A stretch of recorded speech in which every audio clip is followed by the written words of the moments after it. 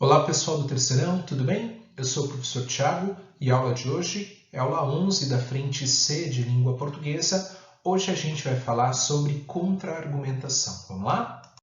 Vamos lá, gente. O que viria a ser um contra-argumento? Normalmente, num texto dissertativo argumentativo, incluem-se argumentos que reforcem a defesa de uma tese assumida, de um ponto de vista assumido, no sentido aí de convencer, de persuadir o leitor, não é isso? No entanto, uma estratégia argumentativa é introduzir ao longo do desenvolvimento do texto um argumento contrário à tese que se defende, para que esse argumento seja considerado, mas posteriormente descartado, ou seja, reconhece-se a importância desse argumento, mas considera-se que ele não é forte o suficiente para desconstruir a tese que se defende. Tá? Eu vou trazer um exemplo na sequência ali, talvez fique mais simples para vocês entenderem o papel da contra-argumentação. Tá? Vamos ler o texto introdutório para vocês verem como o contra-argumento é importante e é um recurso bastante utilizado. Tá?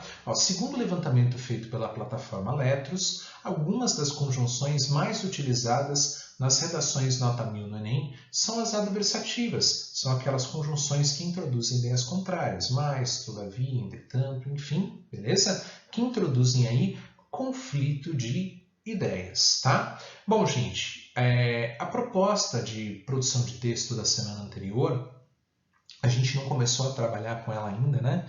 A gente não tem uma data de entrega, mas enfim, a gente começou a trabalhar com uma proposta na semana passada, e o tema dessa proposta é justamente a internação compulsória de dependentes químicos, né? Como garantir os benefícios da prática sem ferir direitos fundamentais. Vamos dar uma olhadinha, tá? Exemplo de contra-argumentação. Primeiro exemplo. Uma das principais críticas que se faz à internação compulsória é que a prática pode vir a ser usada como política higienista, ou seja, para fins de subtração do adito do meio social, submetendo-o a controle institucional. A preocupação é legítima, no entanto, é preciso lembrar que o período máximo de internamento é de 90 dias e ocorre sob supervisão judicial. A partir desse limite, o dependente só pode permanecer na unidade terapêutica voluntariamente. Então percebam, gente, esse argumento aqui é um argumento válido, né? Inclusive, o que a gente está dizendo aqui? A preocupação é legítima, tá? Isso é importante. Uma locução adversativa, né? A preocupação é legítima, ok, o argumento é bom, né? Mas vejam que é preciso lembrar que o período máximo de internamento é de 90 dias. Por que esse tipo de argumento é interessante? Porque você antevê críticas, né, ao seu texto, se adianta essas críticas e já as rebate, já as desconstrói. Tudo bem? Beleza? E esse conflito de ideias, ele é explicitado a partir aqui dessa relação lógica, que é uma relação de adversidade. Veja, você incorpora o argumento, mas você desconstrói esse argumento. Tudo bem? Então, uma das políticas, ou uma das principais críticas que se faz à internação compulsória é que a prática pode vir a ser usada como política higienista, ou seja, para fins de subtração. No entanto, é preciso lembrar, percebam que aqui existe um conflito entre as ideias, não é isso? E o que prevalece é a visão de que a internação compulsória ela é uma prática adequada, porque ela é feita sob supervisão judicial e, portanto, não há o risco de que ela se torne uma política higienista. Tá bom? Vamos lá, outro recurso para a introdução de conflito de ideias é o uso de conjunções e locuções concessivas. O que são as conjunções concessivas? São aquelas que também expressam contrariedade através de uma relação de concessão. Qual que é a diferença entre uma relação de adversidade e uma relação de concessão? Bom, as conjunções adversativas, nessa relação de conflito de ideias, elas sempre introduzem a ideia mais forte, beleza? A ideia que prevalece. As concessivas, elas indicam também essa relação de oposição, mas uma conjunção concessiva, ela introduz a ideia mais fraca, tá? Ela introduz aquela ideia justamente que não prevalece. Percebam ali, gente, o texto ficou muito parecido, exceto por esse detalhe que é essencial. Vejam lá. Desculpa, de novo errei, né? Uma das principais críticas que se faz à internação compulsória é que a prática pode vir a ser usada como política higienista, ou seja, para fins de subtração do adito do meio social, submetendo-o ao controle institucional. Embora a preocupação seja legítima, moçada, esse argumento não vai prevalecer.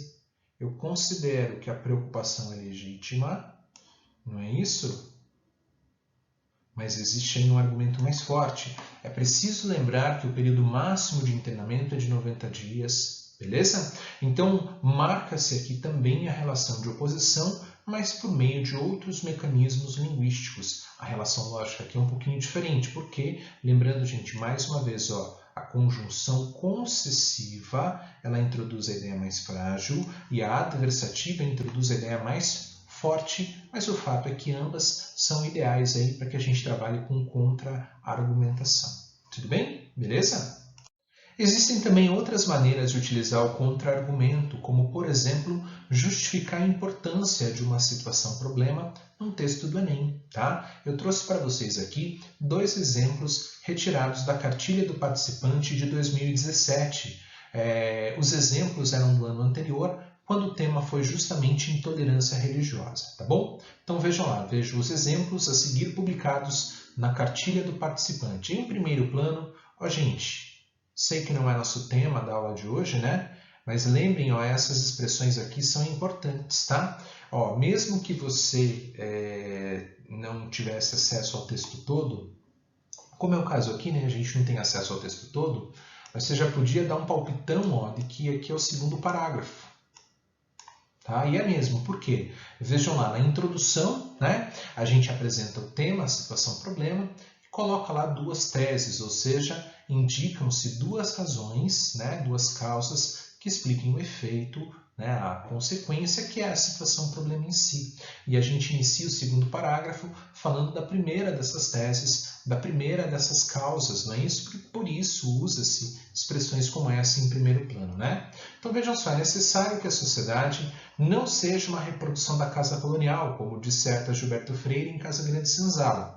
O autor ensina que a realidade do Brasil até o século XIX estava compactada no interior da Casa Grande, cuja religião oficial era católica, e as demais crenças, sobretudo africanas, eram marginalizadas e se mantiveram vivas porque os negros lhes deram uma aparência cristã, conhecida hoje por sincretismo religioso. No entanto, não é razoável que ainda haja uma religião que subjugue as outras, o que deve, pois, ser repudiado em estado laico, a fim de que se combata a intolerância de crença. Então, no início do parágrafo, o autor ou a autora aqui fala sobre as raízes históricas da intolerância religiosa do Brasil, né? Não só históricas, mas históricas, sociais, econômicas, não é isso? Beleza? Mas depois, o que se acrescenta? Uma outra ideia, embora essa prática ela tenha raízes históricas, ela não se justifica nos dias de hoje, principalmente porque nós vivemos em um estado laico, né? Uma sociedade democrática, de valores republicanos aí, beleza? Mais um exemplo de contra-argumento. E por fim, gente, aqui uma contra-argumentação utilizada já na introdução, tá? Vejam só, segundo a atual Constituição Federal, o Brasil é um país de Estado laico, ou seja, a sociedade possui o direito de exercer qualquer religião, crença ou culto. Entretanto, essa liberdade religiosa encontra-se afetada, uma vez que é notório o crescimento da taxa de violência com relação à falta de tolerância às diferentes crenças. Então, vejam só, de um lado, a Constituição Federal garante a liberdade religiosa, mas de outro lado, existe uma realidade, né? A realidade aí é um dado que se contrapõe às diretrizes da Constituição Federal, beleza? Então vejam que é um recurso que vocês podem utilizar ao longo do desenvolvimento do texto, mas que também cabe na introdução aí como estratégia para a introdução da situação-problema, para a apresentação do tema da redação de vocês. Tá bom, gente?